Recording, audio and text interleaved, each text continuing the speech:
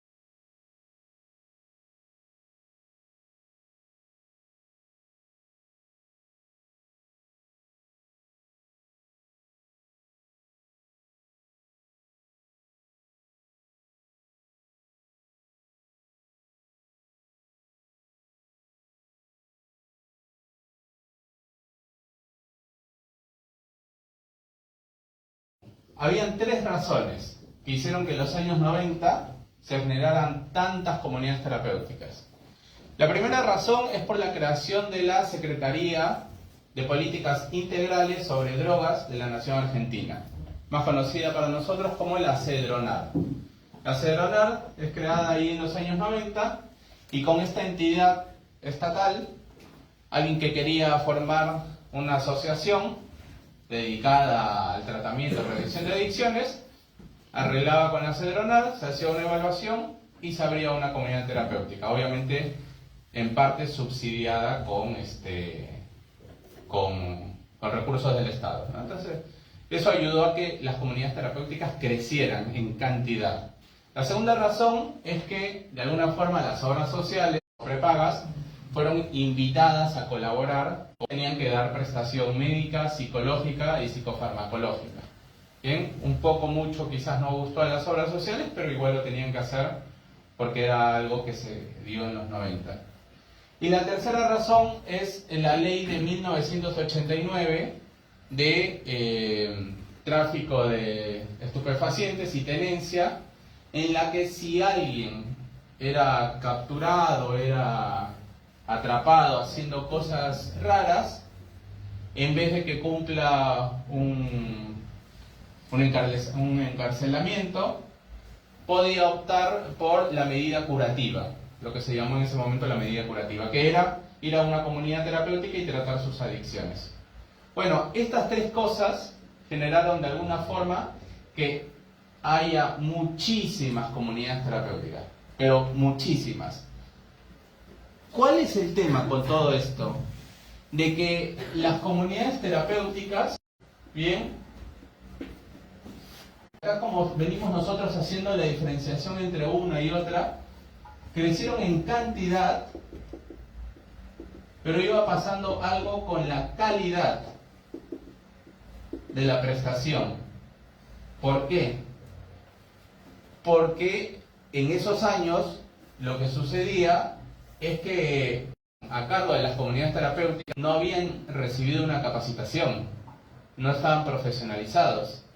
Eran personas que, bueno, se habían recuperado de la adicción y empezaban a ser operadores socioterapéuticos, consejeros, estaban acá o fundaban asociaciones, incluso fundaban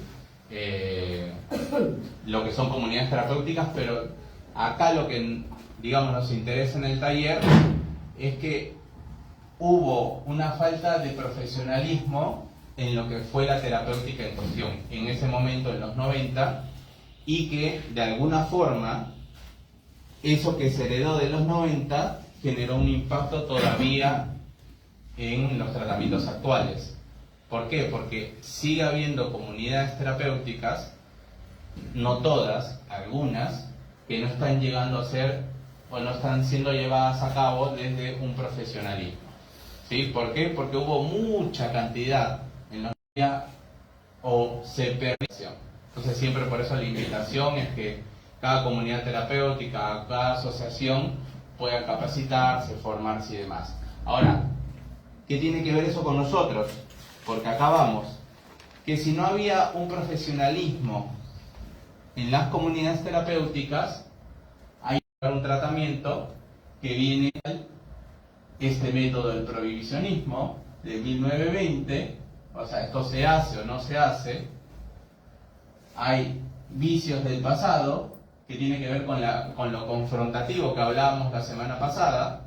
Entonces poner al recién llegado en el medio y que todos de alguna forma le digan sus defectos de carácter, destruirlo psíquicamente para que así pueda renacer supuestamente y demás, y eso es terapéutico y eso le hace bien. Y estas dos cuestiones que estamos hablando acá de los años 20 y de los años 50, acá lo que estamos nombrando es de los años 90, que todavía tiene repercusiones en la actualidad. Y que cada uno, de alguna forma, si bien está haciendo un tratamiento, que de alguna forma pueda ser crítico con esos tratamientos propios que pueda estar llevando y en qué punto, porque un compañero al final de la semana pasada me decía que se puede hacer un mix. Sí, por supuesto, como para no pararnos tampoco, no es una lucha entre uno y otro. Al menos en esta segunda parte no es una lucha, sino que se puede hacer, o sea, a veces sí, hay que confrontar, a veces, ¿sabes qué? Acá hay una estructura, hay horarios, hay roles, esto es una comunidad, a ti te tocaba cocinar a la noche, ya habíamos quedado, dijiste que sí, te comprometiste, dormiste la siesta, te excediste, ya son las 10 de la noche, tu siesta duró un poco más. ¿Qué anda pasando? Charlémoslo. La confrontación terapéutica, lo otro. Bien, entonces ahí como se puede ir generando un mix. Y que cada uno en su propio tratamiento, de alguna forma, tenga esas combinaciones, se pare en un lado u otro, porque todo lo que va a haber en redes, todo lo que cada uno puede escuchar de lo que es supuestamente terapéutico, todo lo que uno va internalizando en lo que es su tratamiento, no es azaroso, no nació de la nada, no es que no tiene nada que ver con contextos mundiales o incluso nacionales, sino que tiene que ver con todo un recorrido que se viene haciendo y que finalmente llega a nosotros. ¿Quiénes somos nosotros? Personas que estamos haciendo un tratamiento, que estamos en un proceso y que de alguna forma esas herencias y esos vicios del pasado, en su potencia, pueden introyectarse en la mente de cada uno y a veces en procesos terapéuticos. ¿Y a qué me refiero puntualmente? A esto que hablábamos de la mente, el yo. Esta es la mente conformada por un yo, que es racional, consciente, y algunos mandatos superyoicos, ideales que exigen, que empujan a la sobreregulación. Una cosa es la regulación y otra cosa es la sobreregulación, la sobreexigencia. Si yo sé que puedo hasta acá, quedarme acá, porque si voy después de acá, me caigo al vacío, piso fondo, toco fondo, es hasta acá, yo me puedo mover por acá. Que cada propuesta terapéutica tenga un encuadre. Esto es un encuadre terapéutico, por así decirlo. Yo sé que me puedo mover por acá, pero cuando cruzo ciertos límites, en tanto a la sobreexigencia que puedo, ahí es cuando ya la cuestión se pone delicada. Y la sobreexigencia entendida con prohibicionismo y confrontación. Una cosa es que yo renuncie a algo efecto de una reflexión, que yo diga, no, ya me di cuenta que por acá no es. Eso no es prohibición ni autoprohibición. Eso es un punto de llegada en el tratamiento en el que cada uno toma partido, da cuenta de su propia historia, de su propio pasado, y ve que hay caminos por los cuales mejor no transitar. Eso no es prohibición. Pero a veces hay una parte de la mente que apura procesos y prohíbe. Y lo que pasa, o la autoprohibición, tiempo, y uno termina sobreregulando, no hubo un caparazón simbólico que envuelva esa emoción, y termina explotando y termina encontrándose con ciertos episodios de consumo. Entonces siempre la apuesta terapéutica va a ser simbolizar aquella emoción que puede estar generando una tensión en el cuerpo, orgánica o mental, bien, pero no sobre la sobreexigencia, sino sobre ciertas exigencias, ciertas disciplinas hasta que pueda llegar. Mañana más tarde va a haber otra mesa, la tacha de tolerancia se va a ampliar y podré manejarme por otros campos. Y así hasta llenar todo el aula, pero todo es un proceso. Si yo, estando con esta mesa, quiero ir hasta el final de la puerta apurando los procesos, lo único que voy a hacer es obstaculizar y entorpecer mi propio camino, mi propio recorrido. Entonces, nosotros cuando hablamos del boom de las comunidades terapéuticas en los años 90 y cómo creció en cantidad, lo que quizás faltó es el aspecto cualitativo, no cuantitativo de cantidad, sino cualitativo de cualidad en la terapéutica en cuestión. Y faltó porque hubo carencia de profesionalismo en esas intervenciones y eso se ramificó y finalmente o cada uno ha hecho un tratamiento por primera vez acá o viene de otros tratamientos arrastrando ciertos vicios y ciertas herencias, pero lo que pase por fuera es una cosa y lo que pase por dentro en el tratamiento que cada uno vaya teniendo ya es otra cuestión, ¿sí? Y justamente la invitación de reducción de daños desde una perspectiva psicológica es que se minimicen los efectos, se reduzcan los efectos de mandatos ideales superyoicos para poder nosotros respetar nuestro propio proceso y el propio recorrido que estemos haciendo en nuestro tratamiento, ¿sí? Y lo que... Bueno, el dato acá puntual ya para ir cerrando de lo de los años 90, o sea, un ejemplo, digamos, ¿no? Como para hacer palpable la cuestión, no sé si alguno conocerá o no, o sea, no es algo que estoy diciendo a nivel que que no se sepa. Bueno, pero en el 2015 una comunidad terapéutica en Tortuguitas fue cerrada por todas estas denuncias de maltrato, hostigamiento, entre otras cosas. Y acá cito a una autora, Garvey, que en el 2020 escribió un libro muy interesante sobre comunidades terapéuticas y dice lo siguiente: de acuerdo a la denuncia efectuada, la clínica no tenía habilitación municipal para funcionar y las víctimas denunciaron maltratos y amenazas, hostigamientos, aislamiento, sobremedicación, o sea que medicaban de más, y fanatismo religioso, entre otras prácticas violatorias de los derechos que se perpetraban en el lugar.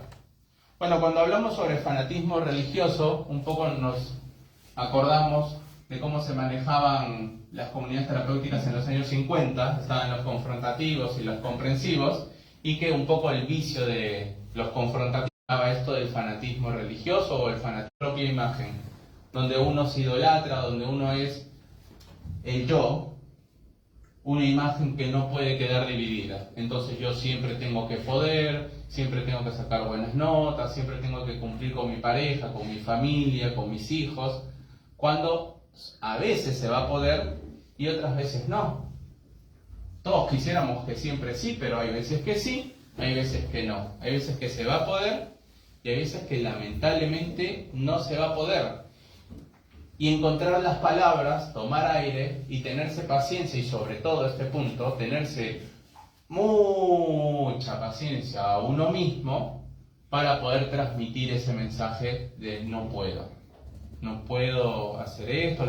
Siempre tenemos el ejemplo este del padre que le quiere comprar las zapatillas al nene de 5 años y se sobreextras y demás, y bueno, tuvo otro desenlace esa fiesta, ¿sí? O sea, la sobreexigencia de esa cuestión.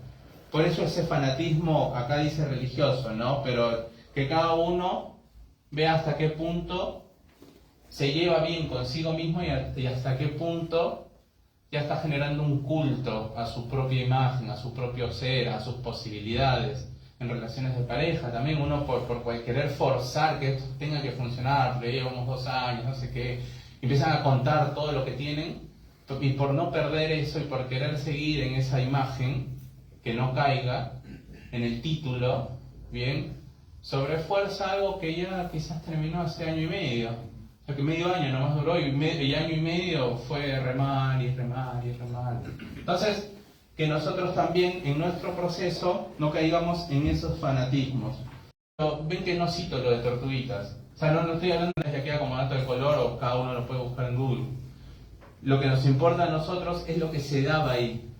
Ese maltrato, ese hostigamiento, ese aislamiento, esa sobremedicación. Ya bueno, la sobremedicación la podríamos entender nosotros cuando ya hay un episodio de consumo. Me inyecto, porque la medicación termina siendo una droga al fin y al cabo también. Una droga saludable para el proceso, sí, es terapéutico, pero es algo que frente a la imposibilidad temporal, y resalto temporal porque la apuesta terapéutica es que en algún momento se pueda, pero frente a la ausencia temporal de algo simbólico que puede envolver la emoción que tengo, recurro a un fármaco. Está bien. Pero el tema es la sobremedicación que sucedía ahí. Y todo esto, bueno, documentado por esta autora, Garvey, y en una entrevista, yo luego les puedo pasar la página del libro este, de cómo unos operadores socioterapéuticos, supuestamente, hablan de sus métodos de tratamiento de aquellas épocas, ¿no? Y esto lo leo literal, porque me parece que es para leerlo un poco literal y no perdernos en... O sea, para ser lo más fiel posible de lo que dice el libro, de lo que dice la autora, que leyó mucho para escribir este libro, está todo muy documentado y demás. En una entrevista a este operador socioterapéutico, consejero, le preguntan cómo haces, ¿no? para manejar la comunidad, o cómo eran los métodos, o cómo, de qué va el tratamiento.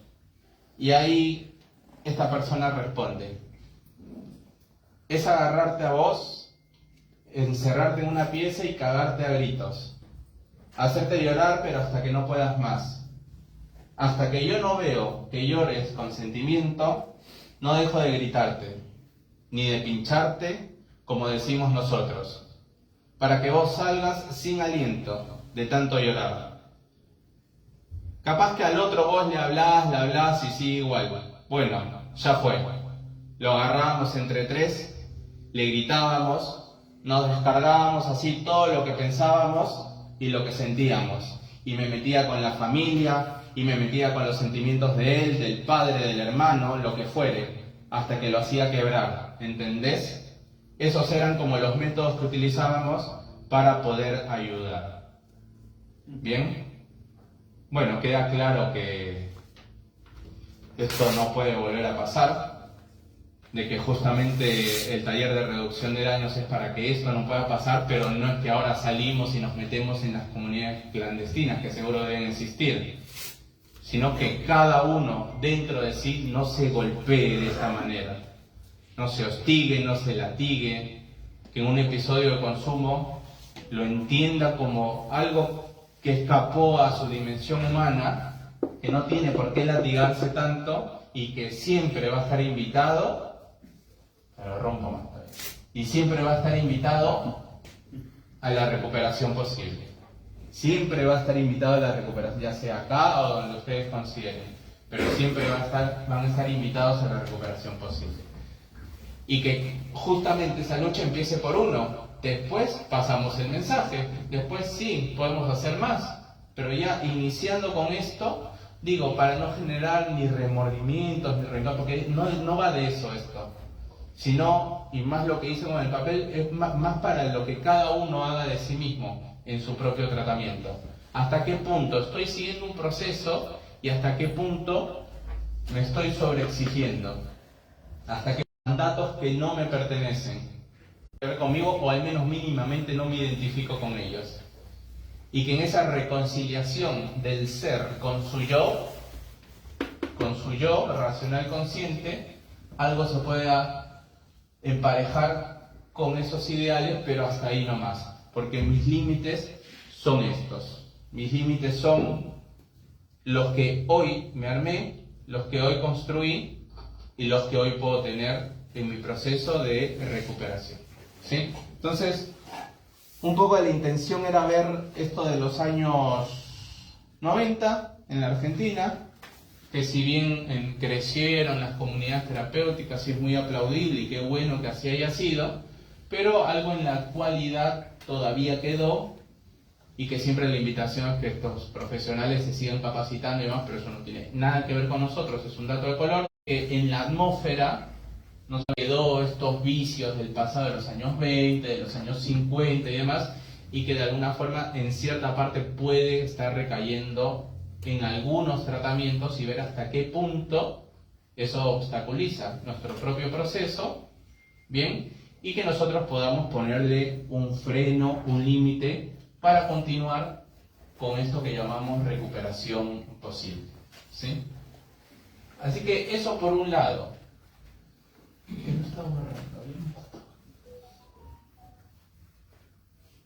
Bueno, hasta ahí todo bien, todo tranquilo, todo bien. Sí. Ya, porque ahora voy a un aspecto más de diagnóstico, que me imagino, no sé por qué, pero siempre llama la atención esto de obsesivo, neurótico, paranoico, psicótico. Sí. ¿Puedo hacer una consulta, una aclaración para yo entenderlo? O sea, que lo que yo recién de la nota sería lo que nosotros no tendríamos que hacer con nosotros mismos, o sea, de castigarnos, de hacernos sentir mal y llorar si tuvimos algo que nos hizo mal, no encerrarnos en nosotros mismos, que sería esa habitación que dijo, y gritarnos, o sea, decirnos mal las cosas no, al contrario, salir de ahí y tratar de no caer en ese vicio que tuvo esa comunidad para con nosotros mismos, ¿no? La persona que fue lastimada, fue golpeada, o sea, se limpió, me imagino, o sea, y ya fue creyendo de que eso es un tratamiento, que me tengo que lastimar, que me tengo que pinchar, como llaman ahí, que me tengo que hacer leña para poder recuperarme. Entonces, la intención es que justamente uno mismo no se haga eso. Que llore lo que tenga que llorar, va a doler, sí, no vamos a decir que uno puede esquivar el dolor o exonerarse de eso, pero hasta qué punto es duelo y hasta qué punto es melancolía. El concepto de melancolía igual lo vamos a trabajar bien en el quinto encuentro, Este es el tercero. Pero bien la intervención, compañero, porque me ayudas a que quede claro estos conceptos.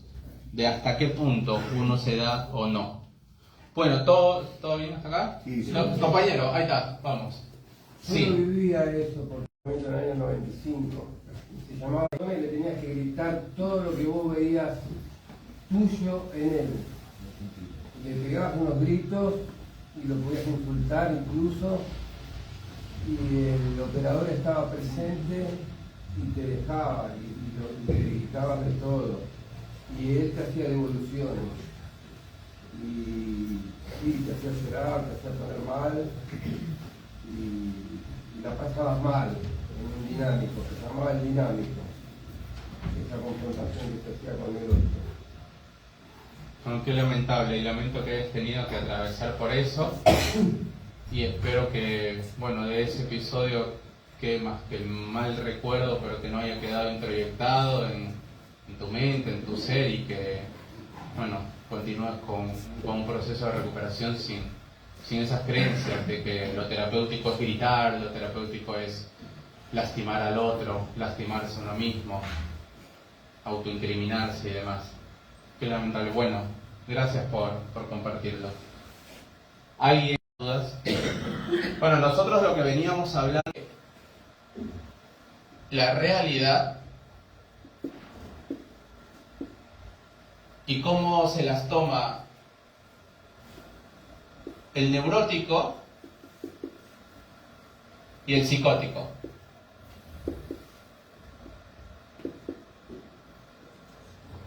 Acá habíamos hecho un cuadrito, que no es tan igual a este, pero este está mejorado. Y habíamos dicho de que tanto neurosis como psicosis, bien, tiene un vínculo con la realidad distinta.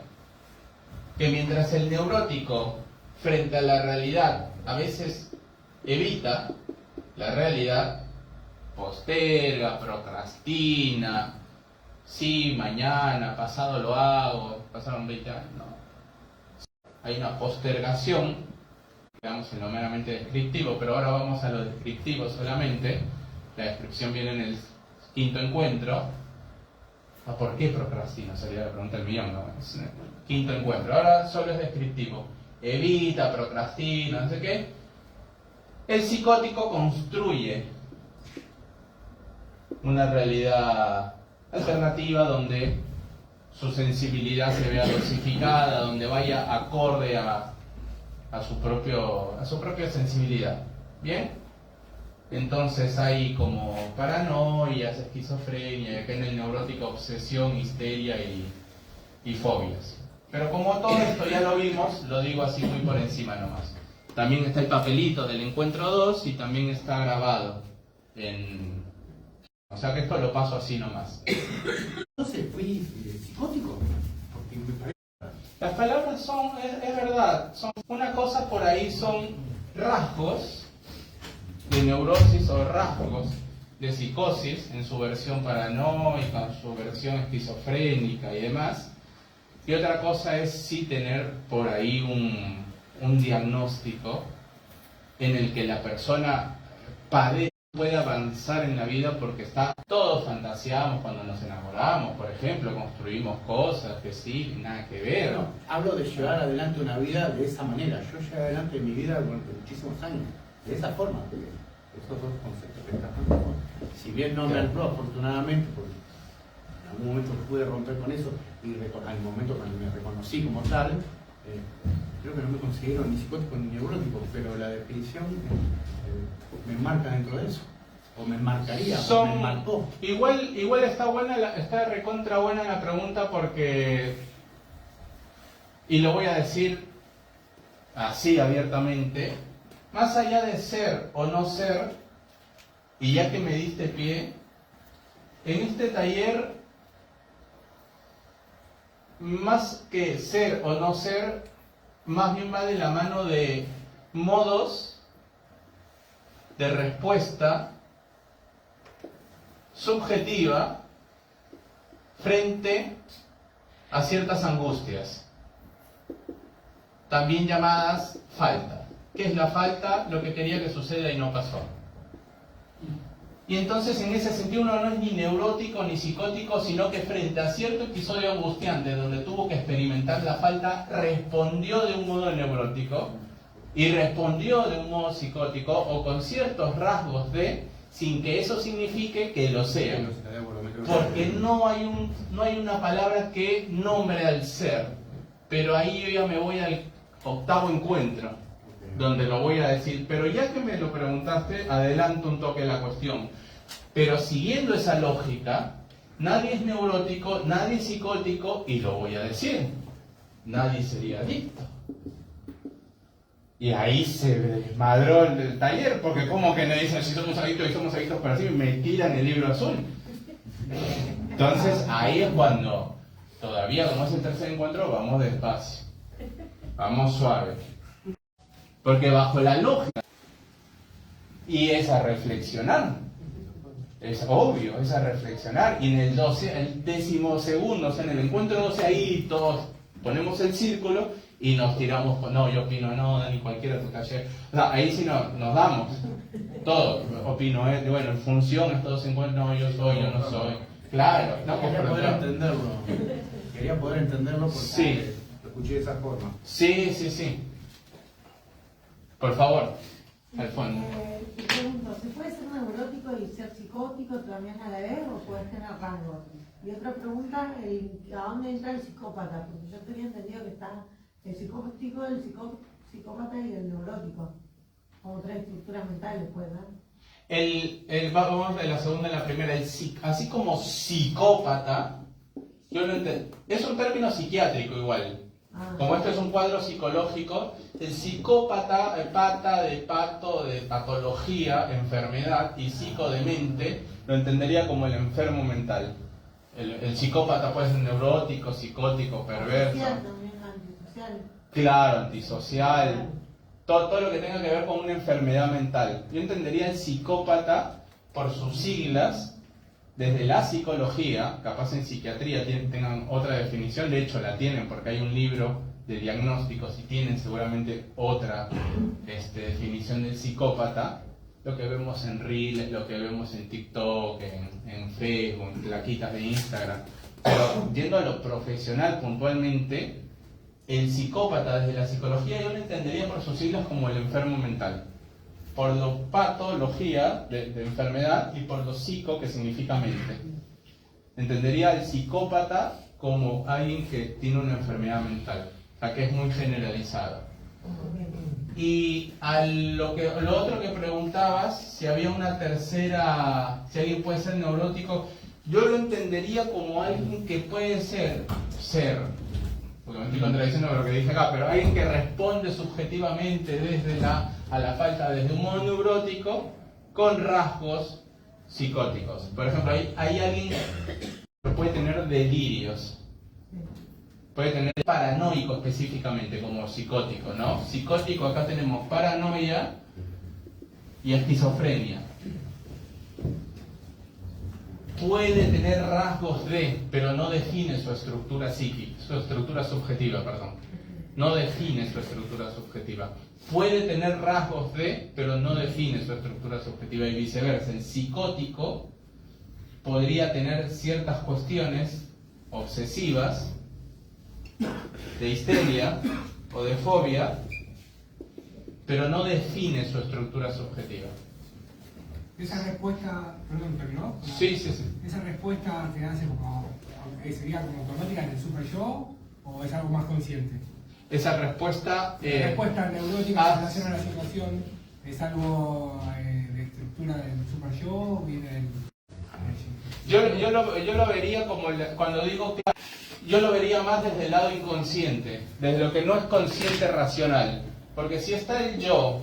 Y acá está el super yo inconsciente, y acá está el yo consciente, la respuesta subjetiva la entendería desde acá, y que luego tiene repercusiones sobre su yo. Y es el yo, la parte más visible del acto, de la acción, mejor dicho, de la acción. Pero si tu pregunta es, el modo de respuesta subjetiva, ¿dónde nace? Acá. Porque acá tiene que ver los ideales que cada uno tiene, la casa donde creció, la religión que tuvo, el equipo de fútbol. O sea, acá tiene todo lo que es inconsciente, tiene que ver más con la historia de la persona. Y el modo de respuesta yo lo ubicaría acá, en la parte de abajo, que luego va a tener repercusión, ciencia que le dé a su yo. Y ahí es donde ya se ve la estructura subjetiva. Esto es estructura subjetiva. Estructura subjetiva, esta parte. Esta parte. Ya se ve la estructura subjetiva en su lado manifiesto. Pero cuando el paciente entra al consultorio, yo no escucho su yo, o el analista no escucha su yo, sino escucha su historia. Yo, sí, ya, no como para que arranque, pero después hay cosas que ya va diciendo o que uno interpreta y que ya tienen que ver más con su historia. Entonces mi mamá a los 3 años, no sé, me dijo, no, hijito, no hagas esto, yo lo hago. Ese niño o lo entendió como que mi mamá es buena y me está haciendo la segunda, o me cree un inútil. No me cree capaz de. Me está desafiando. Me está desafiando, claro. Entonces, el análisis que te generó y eso que pasó y eso que... Y ahí se va generando ciertas interpretaciones. Pero si tu pregunta es de dónde viene el modo de respuesta, yo lo ubicaría por acá, que luego pasa para el yo. Es insostenible. Que a lo Bueno. largo del tiempo, esto, lo subjetivo, ¿no? Esto que se genera, esto que me explicaste recién, porque en algún momento te termina aplastando la realidad. Claro. Y es ahí donde... La realidad termina aplastando, porque ¿qué es el yo? Es un mecanismo de defensa frente a la realidad. ¿Qué es la neurosis? Es un mecanismo de defensa frente a la realidad, o también llamado modo de respuesta. ¿Qué es la psicosis? Es un mecanismo de defensa, es un modo de respuesta. Todo es yo. Lo que no es mecanismo de defensa es esto, lo de abajo, lo inconsciente, porque esto ya viene de fábrica, ya viene de base. Pero todo lo demás es un mecanismo. O sea, ¿hay que defenderse de la realidad? Sí, obvio. Tampoco es vivir amenazados, tampoco es vivir, ¿no? Como el hombre de las cavernas, que sí se tenía que defender un toque más de la que tenía un mamut, lo almorzaba. Sí, ahí tenía que hacer una lanza, no sé. Había que defenderse más de la realidad, pero ahora la defensa es psíquica. Y digo ahora porque ya no hay guerra, sí. O sea que el psicótico, por ejemplo, en mi caso, quizá cuando yo estoy mal y estoy con abstinencia, inconscientemente busco alguna situación que me afecte para tener la excusa para pegar el portazo, digamos. Esa sería mi paranoia, el creer que todo el mundo está en contra mío, digamos. Me estás hablando en abstinencia. En abstinencia. En abstinencia, ahí podríamos ver la función que cumple el psicoactivo en este caso, y al borrarse esto, la realidad te puede ser más amenazante, por supuesto, porque la sensibilidad que estaba anestesiada por el tóxico, al no estar anestesiada, la realidad es más amenazante, por supuesto. Ahora, que eso sea una especie de autoboicot para volver a esto, eso es a charlar todavía. Pero eso tiene otro recorrido que te estaría diciendo sí, por decir sí, no es mi intención. Lo que sí te puedo contestar es que el tóxico cumple una función en la estabilidad de tu psique, una función que la intención terapéutica es que la cumpla lo simbólico, es decir, tengo una angustia, o consumo o lo trabajo simbólicamente. No, consumo es más rápido, listo, pero dura lo mismo que su efecto. Ahora, si dejo de consumir, mi sensibilidad frente a la realidad es distinta. Me encuentro vulnerable todo el tiempo. Claro, vulnerable, irritable, porque tienes que regular más las cuestiones, la realidad se te impone. Entonces el frente se vuelve más hostil al inicio, y esto hay que recontra resaltar. Por eso mismo estoy a la defensiva en muchas ocasiones. Claro, justo decíamos que la neurosis, la psicosis, el yo, mecanismo de defensa. Entonces, si uno está, el tema es no estar, ¿dónde estás? Acá, sobre yo, super yo, perdón.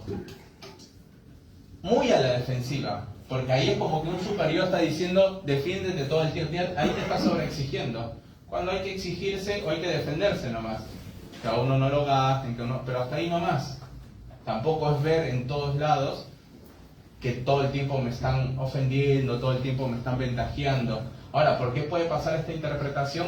Porque uno es más vulnerable, porque uno es más sensible. Pero por supuesto, eso puede estar sucediendo. Bueno, y en estos 7 minutos o 6 minutos que nos quedan, voy a decirlo así muy rápido, igual no es importantísimo, pero ya que estamos, el tema es así. No, el tema no es así, el tema es así. Todo esto que estamos hablando y es lo que va a guiar nuestros recorridos, nuestros encuentros, psicosis, neurosis, todo esto lo vamos a seguir viendo hoy, es así como muy por encima, bien, es enteramente psicológico. El taller se llama Reducción de Daño desde una perspectiva psicológica, lo cual no quiere decir que algo de psiquiatría veamos, así muy por encima, muy rápido en estos 5 minutos, más que todo. Pero así, dicho en modo real, el tema es así. Hay un libro de psiquiatría que se llama DSM. Son siglas en inglés que significan que es un manual de estadística de los diagnósticos. Yo no creo que haya un ser humano que no entre acá. Porque si eres feliz tienes un trastorno, que si eres triste tienes un trastorno, que si fumas tienes un trastorno, que si no duermes tienes un trastorno, que si duermes tienes un trastorno porque estás durmiendo mucho. Es un tema el DSM. Pero bueno, todo bien con la psiquiatría, aparte del doc, lo amo, es un capo el doc, pero hay cierta parte de diagnóstico, ¿sí? El DSM tiene 1, 2, 3, como el iPhone 15, 14, 13, que se fue actualizando y supuestamente el siguiente es el mejor. Bueno, esto también, DSM había el 1, el 2, el 3, ahora estamos en el 5, ¿sí? El DSM. El DSM tiene, así como en las series en Netflix, capítulos, pero se llaman ejes. Y tiene 5 ejes, eje 1, eje 2, eje 3, hasta el 5. El que a nosotros nos interesa es el eje 2, que es el de los trastornos de la personalidad. Bien, lo voy a poner acá. Trastornos de la personalidad. Nos interesa, ¿qué tanto nos interesa el trastorno de la personalidad? ¿Cómo se divide el trastorno de la personalidad? Se divide en A, B o C, para clasificar los trastornos de la personalidad. El TLP. Ahí voy con eso, justo ahí se quería llegar. A, B y C.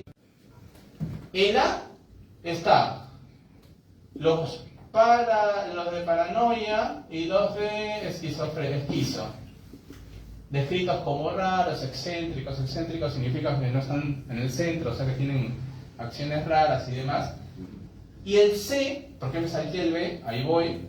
El C es los evitativos, los obsesivos y acá y los dependientes emocionales.